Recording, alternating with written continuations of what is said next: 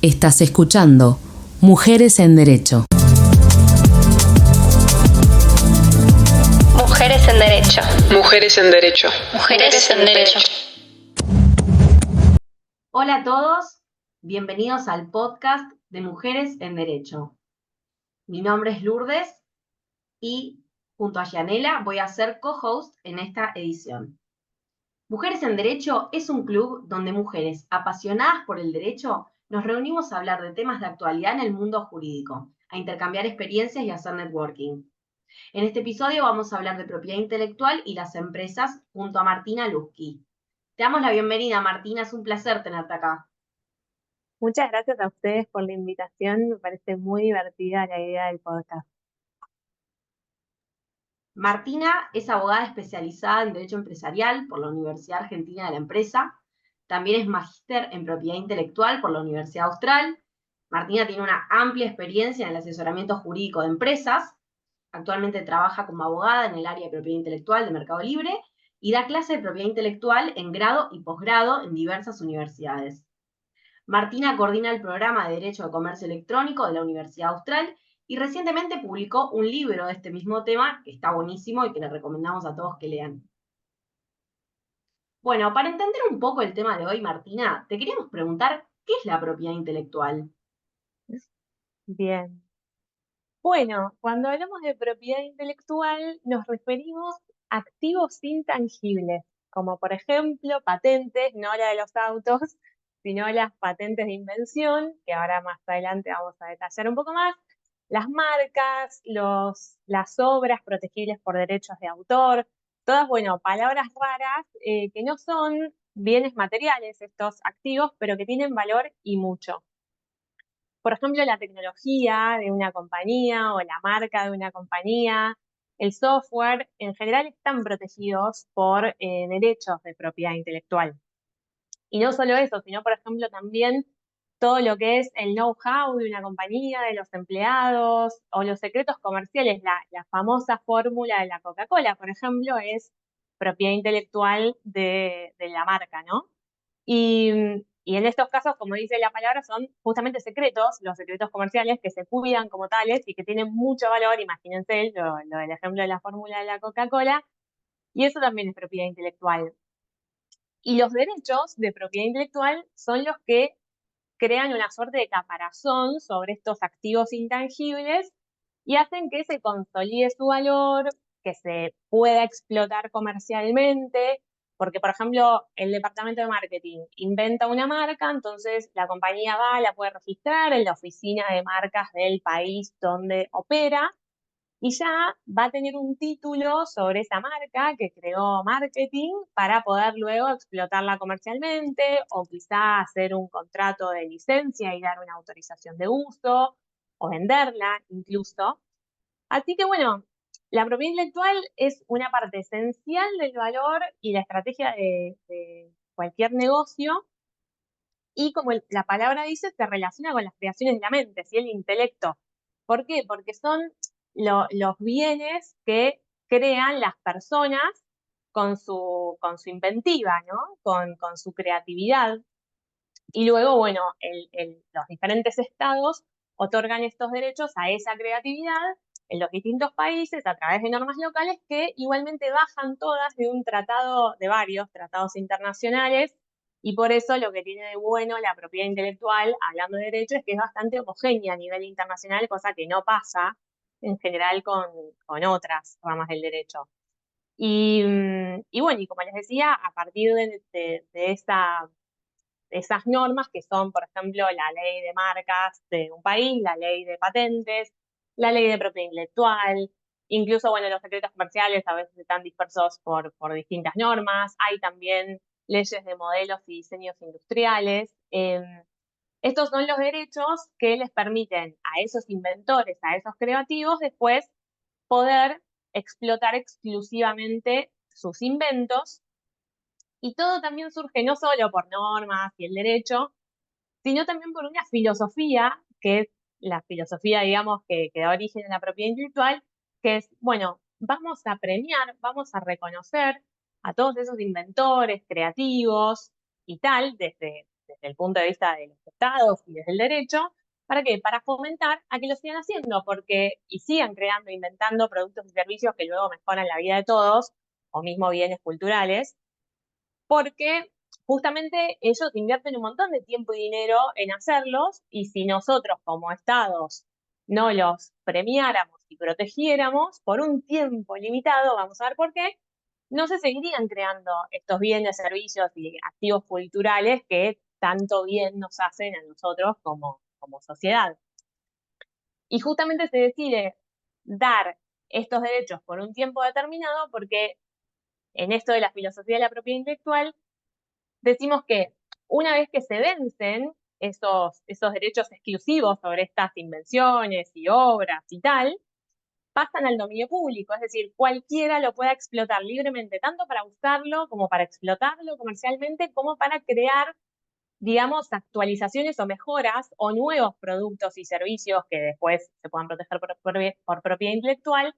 Entonces es un sistema como de fomento, ¿no?, a la creatividad, que es lo que hizo que la humanidad llegara hasta acá. O sea, no tendríamos vacunas del COVID si no existiera el sistema de patentes, por ejemplo, que igual justo ese es un caso muy paradigmático porque hay excepciones a la norma en cuanto a la exclusividad, ¿no?, de estos derechos que se obtiene con el registro. Y por ahí, bueno, lo de COVID es un ejemplo paradigmático, pero eso es un poco como la idea de la propiedad intelectual y lo que es. Y también hace falta decir que no todo se puede proteger por propiedad intelectual. Está bueno también entender que las ideas abstractas no se pueden proteger por propiedad intelectual, solo se puede proteger lo que esté expresado, lo que se pueda materializar, que haya un plan para materializarlo. O sea, yo no puedo decir, bueno, tengo la idea de un cohete que vuele a Marte con aire acondicionado, internet y comida de lujo, si no puedo llevarlo a cabo. O sea, no puedo monopolizar una idea abstracta, porque justamente el hecho de que las ideas abstractas queden libres hace que después la sociedad también siga innovando, y por eso existen, no sé, 1 millón de novelas policiales, porque la idea es novela policial, pero después existe la novela policial de tal autor, de tal otro, que son distintas entre sí. Entonces, eso también tiene que quedar claro, que se puede proteger un montón de cuestiones que llevan esfuerzo y dinero a los inventores, a los creativos, y pueden disfrutarlo en exclusiva por un tiempo, después pasa al dominio público, pero hay cosas que no, que van a quedar siempre libres para todos, para que el mundo siga avanzando y que la creatividad también. Y para terminar de complejizar, también voy a decir que hay veces que hay determinadas cosas que se pueden proteger por más de un derecho de propiedad intelectual. Así que bueno, después vamos a ver ejemplos si quieren. Bueno, muy interesante, Martina. Estuvo muy bueno que nos contaste un poco también cuál es el fundamento filosófico de la propiedad intelectual y de la protección de la propiedad intelectual, porque muchas veces se generan debates del tipo por qué los inventos se pueden patentar y no se producen así como en grandes cantidades porque está patentado por alguien. Siempre se producen estos debates, pero es interesante que el fundamento filosófico es este: uno aporta a la sociedad con un invento y la sociedad devuelve de alguna forma con el paso del tiempo y puede acceder a ese invento. Así que muy interesante y muy complejo también. La próxima pregunta que te quería hacer es ¿por qué es importante para las empresas entonces proteger su propiedad intelectual? ¿Y de qué manera se puede proteger la propiedad intelectual de las empresas? Bien. Bueno, yo soy un poco objetiva, soy bastante fan de estos temas, entonces puedo decir que la propiedad intelectual actualmente es lo que tiene más valor de una compañía, y no lo digo yo, que soy fan, sino que lo dice un estudio, que no me pregunten el nombre porque soy muy mala memorizando, pero básicamente este estudio dice que alrededor en la época del 70, el 80% del valor de mercado de las compañías estaba dado por los bienes tangibles, ¿sí?, los edificios, el mobiliario, y solo el 20% del valor recaía en lo intangible, ¿no?, en la propiedad intelectual. Y ese número se dio vuelta actualmente. Es más, hoy se dice que el 90% del valor de una compañía recae en la propiedad intelectual. Y si no, piensen en las compañías más valiosas del mundo hoy en día, que son, bueno, Apple, Amazon, Tesla, Microsoft, todas se destacan por su propiedad intelectual, por sus marcas, por sus diseños, en el caso de Apple, por el software, por la tecnología, en el caso de Tesla, todo es propiedad intelectual. Y si bien esos activos intangibles en general son difíciles de evaluar, el impacto que tienen es tangible justamente sobre las empresas y se dice que incluso el valor de un producto, quizá en un 30%, una cosa así, dice otro estudio, está dado por su propiedad intelectual, ¿sí? Por su marca, por su diseño, por su tecnología. Justamente las empresas invierten un montón en esto de I+D, ¿no? O también en marketing, porque no todo es, digamos, por ahí tecnología de punta o lo que sea, también es marketing y la marca, muchas veces el bolso de una marca, vi hace poco un video que decía que el bolso de una marca famosísima que cuesta miles de dólares, en realidad a nivel calidad, que era muy bueno, era igual un bolso de por ahí de costo $600 que otra marca buena vendía quizás $700, pero esa super ultra batimarca lo vendía a $2.400. ¿Por qué? Por todo su valor de propiedad intelectual. Y, y acá hay un ejemplo que me gusta dar que aprendí cuando fui a la oficina de patentes de Japón y Honda presentó un auto eh, y mostraba cómo protegía la propiedad intelectual de manera complementaria. Entonces decía, por ejemplo, bueno, ven acá la marca del auto, el modelo es una marca, después tenemos el diseño del auto, que es un modelo industrial, después tenemos la tecnología, quizás si se maneja solo, que es patentable, o quizá, bueno, algún otro feature que pueda tener.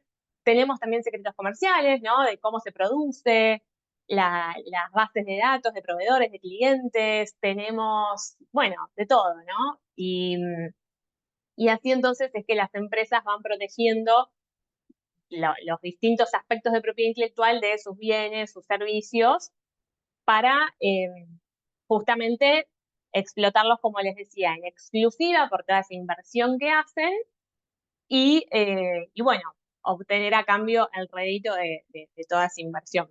Pero acá también hay un punto y es que no solo es importante proteger la propiedad intelectual a través de registros y olvidarse, bueno, registré mi marca, ya está, sino después hay que defenderla, porque si yo tengo un registro de marca, por ejemplo, y veo que el de al lado la está usando o está usando algo parecido y no voy y la defiendo, la verdad que tengo un título vacío que no me sirve y que no voy a justamente defender mi inversión.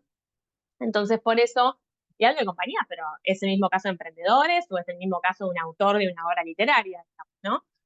Y para eso es fundamental, bueno, conocer bien la materia, los especialistas que estudiamos esto justamente necesitamos entender cuál es la mejor estrategia muchas veces. Primero para proteger algo según el presupuesto incluso que tiene el cliente y también la mejor manera de defenderlo, porque existe el famoso caso de Barbara Streisand que cuando quiso justamente proteger cierta información que era confidencial, inició tanta cosa, tanta causa y terminó llegando como a los medios con esa que ella misma amplificó lo que no quería que se amplificara. Entonces hay que ser muy cuidadoso con, uno, primero, proteger la propiedad intelectual con el presupuesto que se tenga, pero de la mejor manera. Dos, defender la propiedad intelectual para que justamente no sean como títulos vacíos y defenderlo de una manera estratégicamente conveniente para el caso puntual. Y acá no solo desde el derecho, sino a veces también desde el punto de la seguridad informática. Por ejemplo, si tengo un nombre de dominio que no es en sí un activo, es un activo de propiedad intelectual, no es un como derecho como marcas, que hay una ley de marcas, no hay una cosa semejante para nombres de dominio, pero es un activo de propiedad intelectual muy importante y ahí necesito también seguridad informática, más allá de una carta de documentos, si alguien me lo, no sé, vulnera o piratea o lo que sea. Necesito ahí actuar ya con proveedores de software, por ejemplo, ¿no? Así que hay que también poner el foco ahí. Qué importante e innovador todo lo que nos contás, Martina. Y ahora queríamos cambiar hasta cierto punto un poco de tema, teniendo en cuenta todo lo que trajo más la pandemia, lo que es el comercio electrónico, esta innovación que están haciendo casi todas las empresas. Y teniendo en cuenta que coordinaste un libro de Derecho del Comercio Electrónico y que trabajas en una de las empresas más importantes de comercio electrónico en Argentina, queríamos que nos cuentes dónde podemos ver la propiedad intelectual en un sitio de comercio electrónico. Bien. Bueno, acá voy a hablar desde mi punto de vista personal. Siempre que hago docencia hablo así. Y yo creo, por más que de nuevo sea una visión sesgada y de fanática, que la propiedad intelectual hace funcionar el e-commerce, y de nuevo lo digo súper personal, porque el software es el alma mater para mí de un e-commerce, y es protegible por derechos de autor.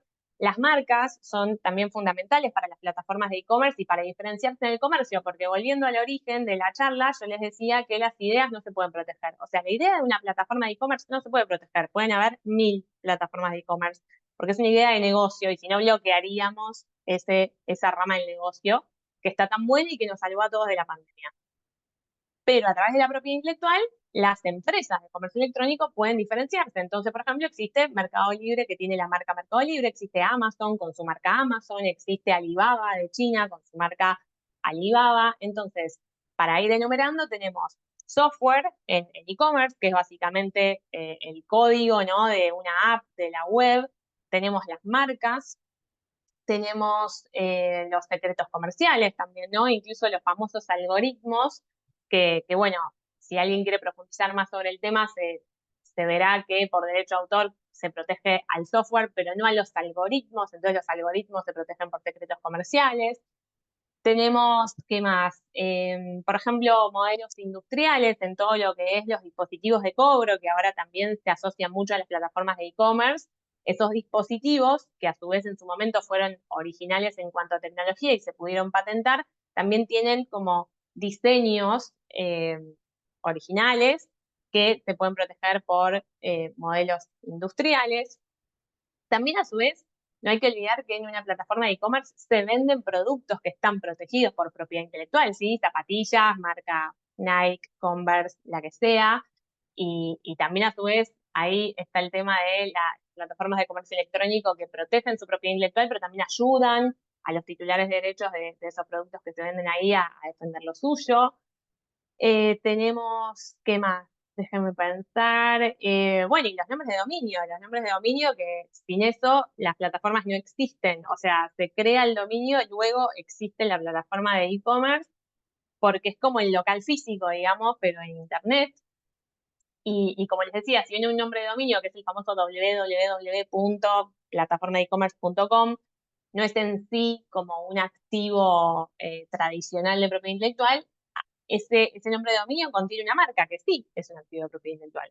Entonces hay que tomarlo como, primero, algo valiosísimo, porque de nuevo, sin el nombre de dominio, el sitio de e-commerce no funciona. Es lo primero que se tiene que registrar y proteger. Y esa es otra cosa que se puede ver dentro de una plataforma como activo.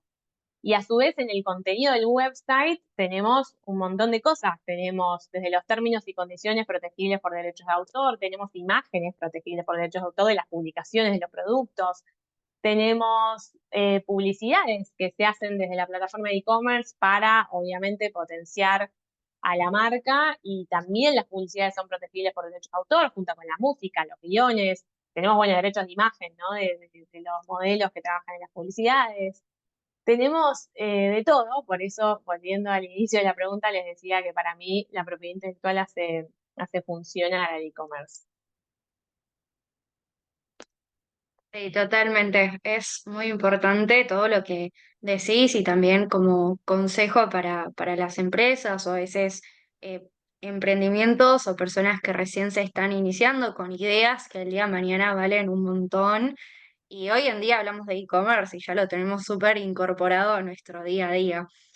Así que te hacemos otra pregunta ya teniendo en cuenta más de consejos o de tu faz más de profesora.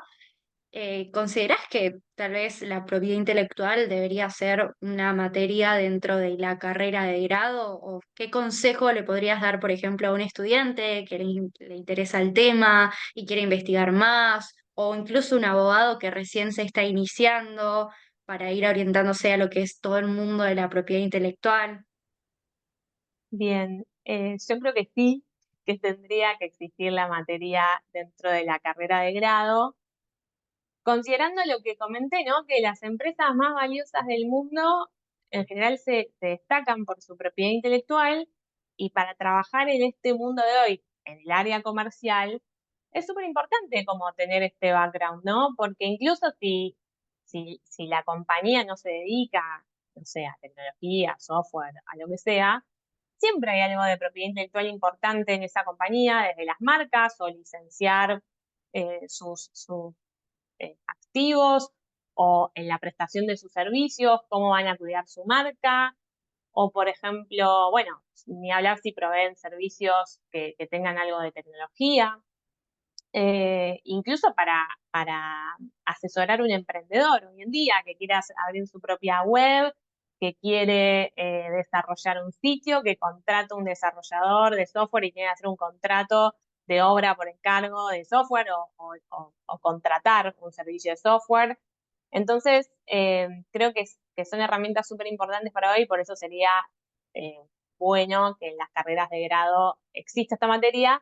Yo no soy objetiva y en mi caso tuve la materia en mi carrera de grado en UADE y la verdad que pasó sin pena ni gloria porque cuando estudias la teoría como que no te dice mucho, o sea, por ahí, bueno, como les decía, patentes de invención. Lo primero que pensás es una patente de auto, no entendés nada, cuando te dicen los requisitos de patentabilidad, que son un chino, no entendés básicamente de qué se está hablando, hasta que lo ves en la práctica, y ahí en mi caso te enamorás, porque trabajar con propiedad intelectual en la práctica significa trabajar o con publicidad, o con tecnología, o con software, o con moda, o con todas cosas lindas, y desde un punto de vista como también muy lindo y que tiene que ver con la innovación. Por ejemplo, todo este auge de la inteligencia artificial generativa y tal, los primeros problemas que surgieron tenían que ver con propiedad intelectual. Y nosotros estudiamos eso en el día a día, en lugar de, no sé, no por criticar para nada, porque para mí son héroes el resto de los abogados que hacen cosas que a mí no me gustan.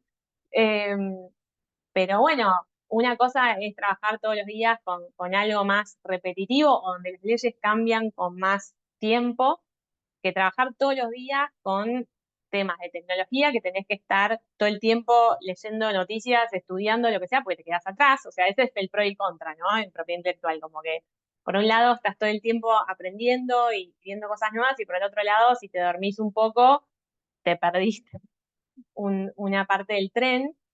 Entonces, me parece que sí está bueno tener una base, porque yo al final aprendí propiedad intelectual cuando me encontré en la práctica laboral en el grupo Telefónica trabajando con estos temas, que tenía la base de la facultad, pero era una base. Entonces, cuando descubrí todos esos temas y que me gustaba en la práctica, ahí estudié en la Austral la maestría de propiedad intelectual, donde aprendí mucho más. Y, y bueno, por eso mi consejo es que si no tienen alguna base en la facultad, algunas igual te dejan hacer materias optativas de posgrado, o bueno, después ver si realmente te gusta y hacer algún curso, pero se pueden ir leyendo algunos temas desde ahora e ir investigando, como por ejemplo, para empezar, leer las leyes, la ley de marcas de Argentina, la ley de propiedad intelectual, la ley de patentes, que son como las tres principales, y luego sí, doctrinarios súper buenos y conocidos, como, bueno, de Elia Lipsi, que es materia de derechos de autor, o también de marcas, de Sadón de patentes, que son doctrinarios de lujo. Y de nuevo, con propiedad intelectual se puede hacer de todo, desde trabajar en cualquier negocio hasta en una empresa de software, en agricultura, en un laboratorio y en la NASA. Entonces, realmente es como algo una materia muy versátil y que de verdad es súper linda. Pero pueden arrancar por ahí y bueno, en internet hay de todo lo que es ahora inteligencia artificial generativa, que quizá es una buena punta como para empezar a aprender de este tema y después ir metiéndose y ahí entendiendo por qué o cuál es el problema y arrancar por las leyes de propiedad intelectual y tal.